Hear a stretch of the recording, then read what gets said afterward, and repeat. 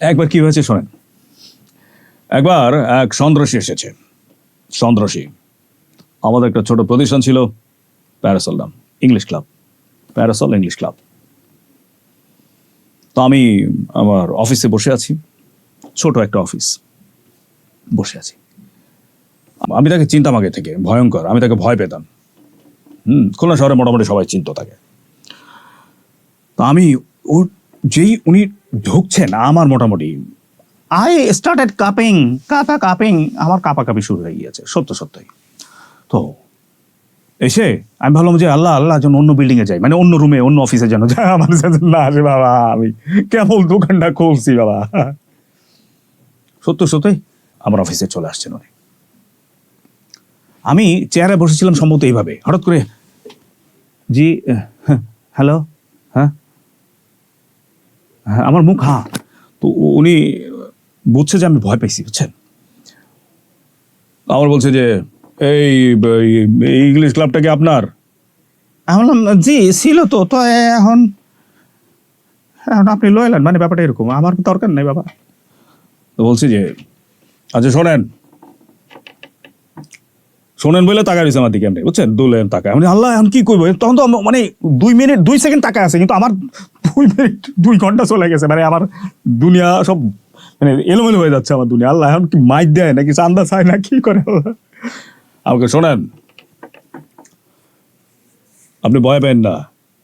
আপনি কইলি আমি ভয় পাবো না, ভয় পাব দেখছেন কি মিয়া, হ্যাঁ ভয় আমার বাবার সম্পত্তি, এটা খানদানি রোগ আমার, ফাইজলামি করে না লাগে।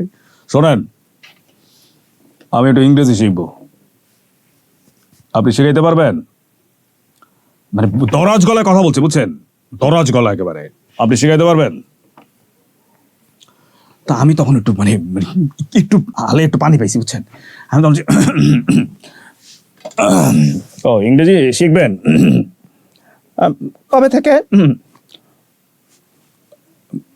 কবে থেকে? তো উনি আমারে বলছে, আমি উনি বুঝতেছি আমি ভয় পাচ্ছি।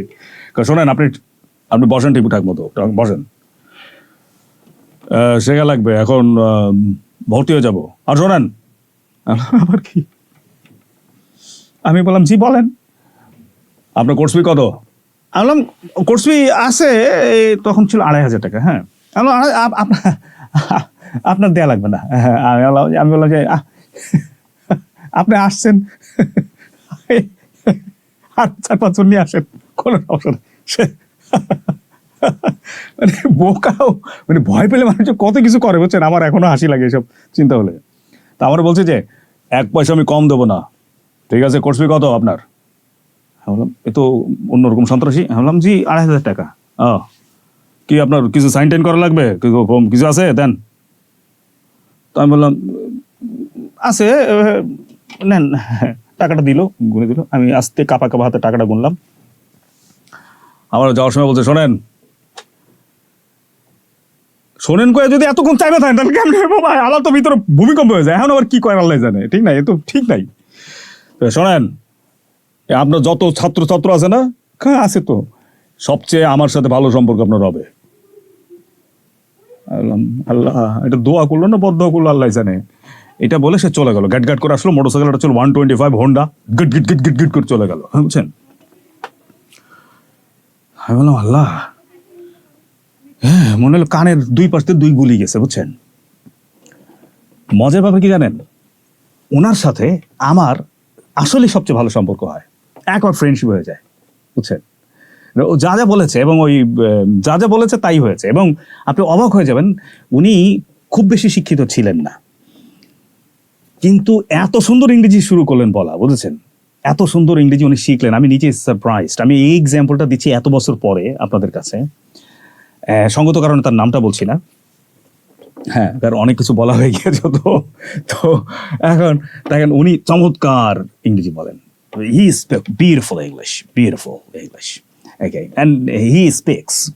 তো আমার একদিন উনি বলছেন, উনি একদিন ঢাকায় এসেছেন, ঢাকায় আমার সাথে দেখা হয়েছে কোনো একটা কারণের মতো মনে নাই। তা আমার বলছে যে শোনেন, আমার যদি মানে শোনেন থেকে তুমি হয়ে গিয়েছিল এক পর্যায়ে, তুমি। আমার বলে শোনো, আমার যদি কেউ বলে 1 হাত দিয়ে দিতে হবে তোমার, হ্যাঁ, বিনিময়ে আমি তুমি ইংরেজি শিখবা, মানে প্রথম প্রথম একদিন বলছে, মানে প্রথম দিকে একদিন বলছিলেন যে আমার যদি কেউ বলে যে 1 হাত নিয়ে নাও, আমি বিনিময়ে তোমার ইংরেজি দেবো, ইংরেজি শিখে যাবা তুমি, আমি আমার হাত দিয়ে দেবো, I'll give my hand to him. আল্লাহ কি মোটিভেশন, তো শিখবেই। হ্যাঁ, বুঝছেন, সে খুব হ্যান্ডসাম দেখতে। তো যা হোক, আমার ভালো লেগেছে যে he made impossible possible. I was so scared at the first time and I was so hopeful and beautiful, তাই না?